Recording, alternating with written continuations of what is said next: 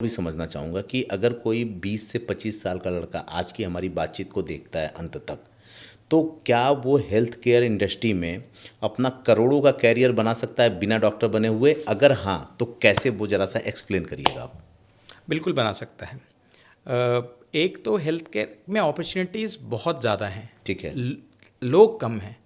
और ये तो मैंने एक एग्जांपल दिया कि पॉपुलेशन रेशियो के हिसाब से हमारे पास कम डॉक्टर्स कम हैं। बट अगर ज़्यादा से ज़्यादा हॉस्पिटल खुलेंगे, उसमें स्किल्ड मैन पावर की ज़रूरत होगी, जिन्होंने हेल्थ केयर में काम किया हो, जिनको हेल्थ केयर के प्रोसेस की समझ हो। और ऐसे अब ये बस हेल्थ केयर बस पेशेंट को दवा देना, टेस्ट कराना से सीमित नहीं रह गया है। पेशेंट की ओवरऑल वेलबीइंग कैसी है, इस पे अब बहुत बड़ा ध्यान दिया जाता है। क्योंकि प्राइवेट इक्विटी का पैसा लगा हुआ है, तो आप ये चाहते हैं कि पेशेंट मेरी सुविधाओं से खुश रहे और वापस मेरे पास आए, कहीं और ना जाए। और इसको करने में ट्रीटमेंट अच्छा होना चाहिए, डॉक्टर अच्छे होने चाहिए, फैसिलिटीज़ अच्छे होने चाहिए, और एक बहुत जो हेल्थ केयर में अभी एक चीज़, वो पेशेंट एक्सपीरियंस अच्छा होना चाहिए। अब एक्सपीरियंस बहुत ही नोशनल चीज़ है, इसको आप मेजर नहीं कर सकते कि अच्छा ये 10 ml ये खुश है और ये 90% खुश नहीं है।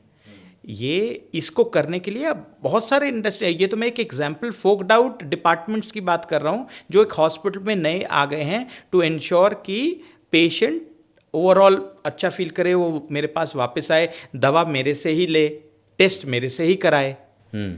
इसमें क्योंकि उसके पास ऑप्शन है 3 जगह और जाने की।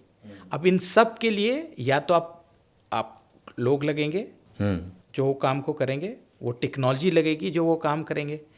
तो इसमें वो सॉफ्टवेयर भी बनेगा, वो भी लोग बनाएंगे, जो सॉफ्टवेयर को रन करेंगे हेल्थ केयर में, वो भी लोग चाहिए। तो अभी हेल्थ केयर में बहुत लोग चाहिए।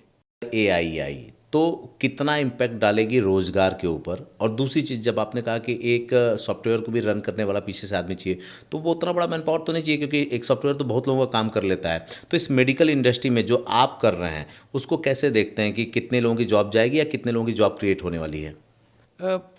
अगर मैं एक हॉस्पिटल की बात करूं, हाँ। टेक्नोलॉजी के आने से मैन पावर कम नहीं होगा। अच्छा। उनका काम करने का तरीका, उनका जॉब प्रोफाइल शायद चेंज हो जाए, लेकिन वो किसी की नौकरी नहीं खा रहा। एक बहुत बड़ा मिसकंसेप्शन है लोगों पे कि एआई से जॉब्स चली जाएंगी। जॉब्स नहीं जाएंगी, आपका काम चेंज हो जाएगा। पहले जब बैलगाड़ी हुआ करती थी तो था कि अगर जब कार आएगा तो सबकी नौकरियां चली जाएंगी। नौकरियां नहीं गई, जो लोग बैलगाड़ी चला रहे थे अब वो कार ड्राइव कर रहे हैं। बस वो ड्राइव क्या कर रहे हैं वो बदल गया। इनफैक्ट अगर देखिए, पहले अगर 1000 बैलगाड़ियाँ थी, अभी 1 लाख कार हैं। तो अपॉर्चुनिटीज़ तो ज़्यादा हैं, और वो कार चलेगी तो रोड भी चाहिए। रोड बनाने के लिए भी लोग चाहिए।